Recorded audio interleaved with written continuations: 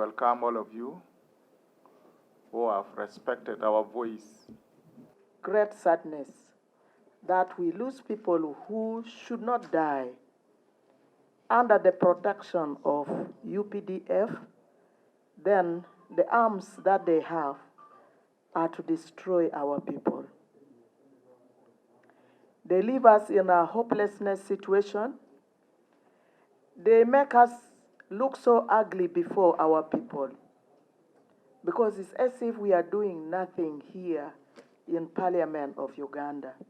So servant leadership is lacking in this regime. People do not have hearts for other people. Selfishness, especially about interests of accumulating all the wealth, as if you are not going to die. You will die even if you think you should accumulate all the wealth. I recall we presented the issue of Apaa on the floor of Parliament from 2012 up to now, 34 times on the floor of Parliament. We met the president on the issue of Apaa 22 times. The 4th Division Commander, Brigadier General Kabango, is now the one in charge, playing all those useless games, dressing the UPDF in civilian attires. They are now getting arrows and bows and pangas. They are now slaughtering and killing civilians in Apaa, like the many people who are doing it, under the disguise. So we know all those useless tricks.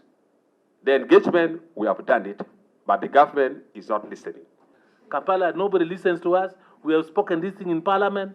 We have demonstrated. We have walked out of Parliament. We have done so much. Nobody seems to come to our rescue. Just similarly like what happened in northern Uganda in the past, the conflict of Ochan. Maybe Kampala is not the best. We should take the war to Gulu City, because Kampala seems not to be our city. We want to call the following: General Salim Saleh, General Moozi, Mama Janet, the Right Honorable Amama, Honorable Sam Kutesa. Please talk to Muzee.